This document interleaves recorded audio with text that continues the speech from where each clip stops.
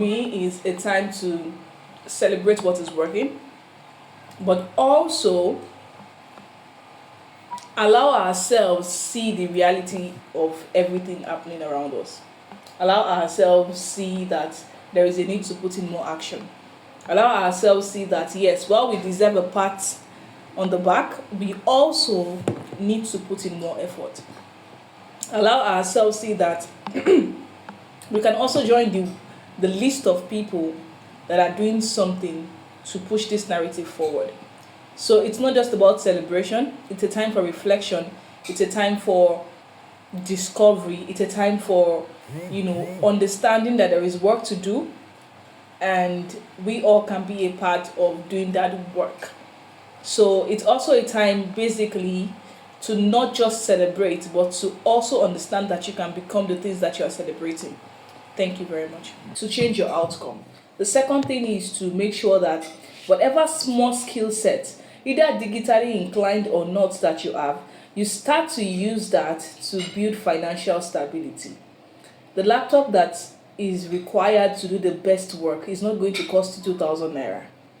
I was speaking to one of my mentees this morning and she was telling me, oh, she already got a laptop. And I remember that 3 years ago when we started this journey, I wanted to learn graphics design. I paid somebody just 3,000 naira to teach her at that point. And then since then, whenever I see opportunities, I push it to her and all of that. What happens is now she's able to save up money by herself to buy a 260,000 naira laptop. And I am happy. But the truth is, if she did not start with that small one, in knowing how to just use Canva, how to use Pexelab, I am very sure that it's going to be impossible for us to have that conversation of I have bought a 260,000 naira laptop today. It is very important to build financial stability, because if you have the fame without the finance to support it, you are just wasting everybody's time. Yours importantly though.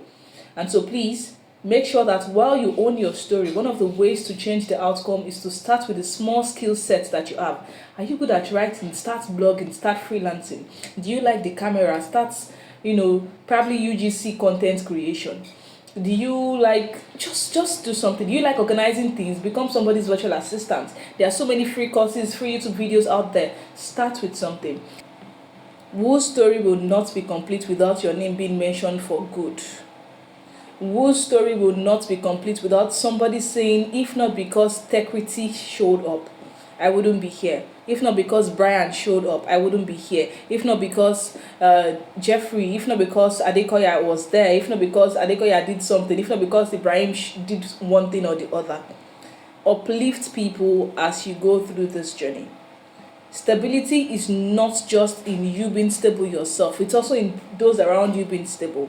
So it is very important that as you own your story, in changing the outcome, you also make sure that you build your own financial stability and get every other person around you to start on that journey too, so that you are not going to be the rich man among 10 poor people. Thank you very much. Every single person out there, you are in tech. The question is, what part of tech are you interacting with? We have the no-code tech. We have the code tech.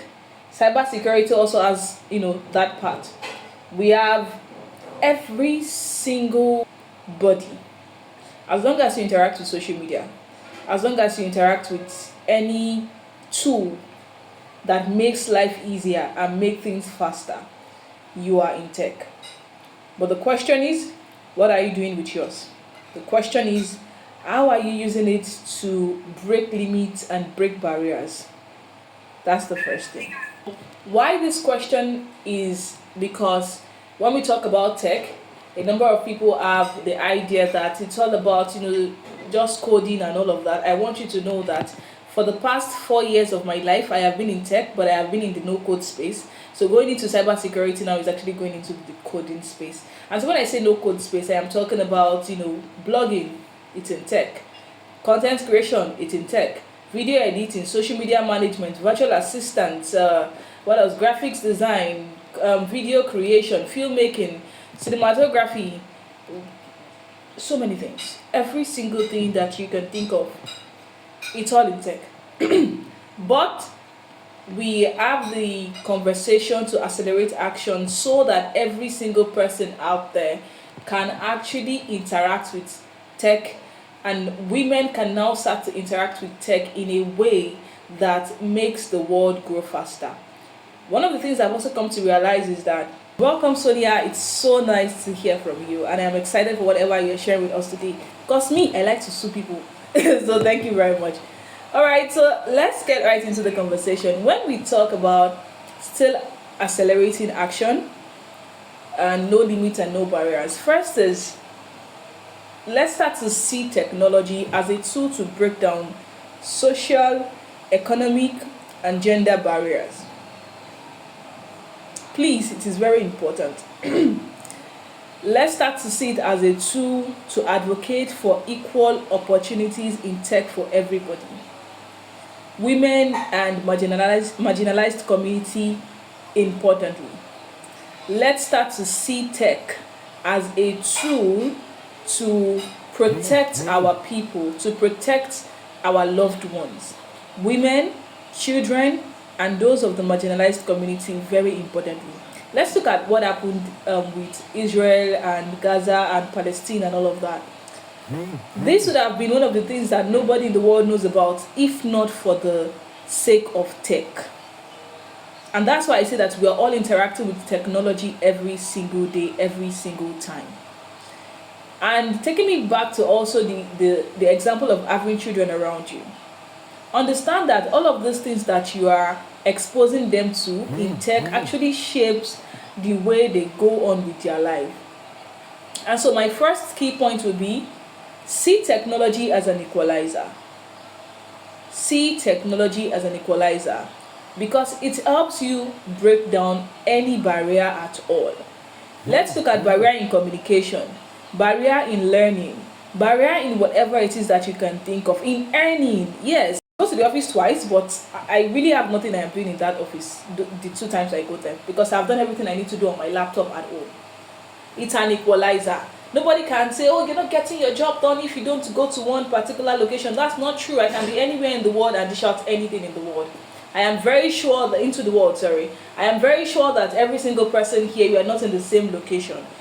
Because I am in Lagos, someone might be in Abuja, others might be anywhere in the world, but we can access this same learning, this same opportunity when it comes to technology. Also, it levels the playing field for women because it gives what? Okay. It levels the playing field for women. Sonia is a lawyer. She is here, about to share with you what you don't need to go spend 5 years in law school to learn. Sorry, 5 years in university, 1 year in law school. What you don't need to spend 6 years to learn. She's here to share those things with you. It levels the playing field. Imagine somebody saying if you are a woman lawyer and you're not in one location, you cannot share your knowledge. That is not true anymore. So we are now provided with access to opportunities regardless of our background, location, and financial status just because of Google Meet. I need you to see it as an equalizer because the internet and every digital platform that you interact with, they offer various things: education, job opportunities, financial independence. I remember all through last year, every single day from Indeed, I get at least 10 job postings. That is technology for you. So as a woman, I need you to see it as an equalizer. It levels the playing field. I need you to tell people, every single girl, you need to understand and you need to embrace digital literacy if you want to actually make tech an equalizer for you. You need to help to push for tech access in underserved community if you know you want to actually accelerate action. You see, there are two sides of the coin. Embrace digital literacy as a tool for empowerment if you want to level the playing field as a woman. But if you are pushing to accelerate action, also push for tech access in underserved communities and to underserved people. Just like Techquity is doing, access to laptop, access to data, access to all of that. I am currently a part of AI Literacy Academy, and they have a data drive. If you are somebody that you are unable to get access to data because of the pricing right now and all. There is actually a data drive in the community that people that are good that are able to provide, they provide that access, they provide that money to buy the data, and then the organization actually give you data for you to take your courses and your classes. So this is something that equity is also putting into consideration, and beyond that they are also putting everything about that step, from the education to the tool to everything that you need. So when you are thinking of providing equal access, accelerating action, encourage digital literacy, and push for tech access too. The second thing is you want to see no limits, no barriers, to mean that you are closing the gender gap in tech. Please, no more excuses. You are not too old to be in tech. You are not too young to be in tech. You are not even in between. I remember I was reading a story of this very popular actress. If anybody is a Yoruba person here, on her profile was senior security analyst. Imagine that. And when she left, she was, I think, around 30 something or so. And so I want to tell you that if you start today, you are still going to clock that age. If you start in the next 5 years, you are still going to clock that age. Now imagine my age right now. I am already in cybersecurity. In the next 5 years, I am still going to be whatever. I am still going to be in my 30s, but the truth is I have added more to myself. So I want you to see it as a tool to add more to yourself. Whether you are young, you are old, you are whatever, age is not an excuse. Gender bias in hiring, we also need to put that into consideration. Please, we need to get women to thrive in STEM. In my class, in my cybersecurity class, we had two ladies, and that's weird. But every single time my instructor, finds any opportunities that has to do with ladies in cybersecurity, he sends it to everybody.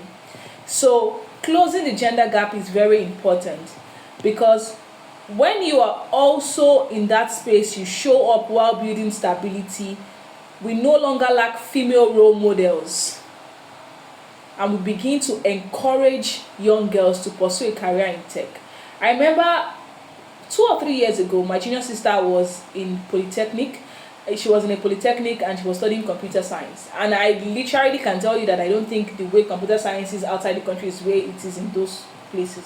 And so I told her, I said, I need you to see beyond just going to school every day and coming back. What exactly can you do with this? There is coding, there is this. I'm giving you 3 days. Go and check what everybody outside Nigeria is doing with computer science and pick one thing. And so she said she was going to do coding. I said, fine, my own stand. Tech is for anybody who is capable, who understands the ins and the outs and can get the work done. It's not a gender thing.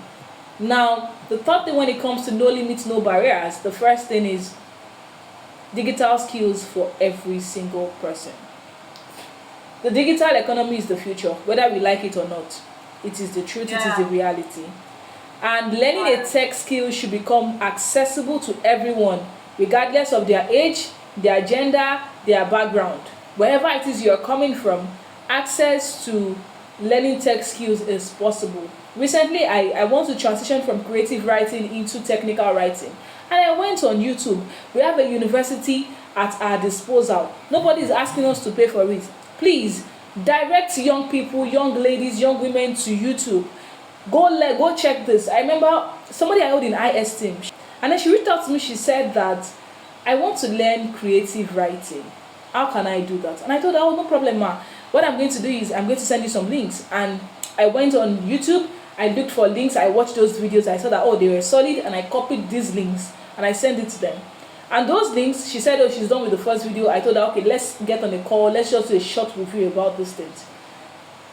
Help people, especially when they are willing to get to work. Please help them. When somebody comes to you and tell you, oh, I want to learn this, and they're like, at this your age, probably you should just go and face your children or face your husband. Please, no, that's not the way. Let everybody explore various digital skills. I have skills in social media management, content creation, video editing, video creation. I don't know what tech tool you want to talk about that I cannot actually handle or I cannot walk you through. But the reality is, it wasn't an easy thing.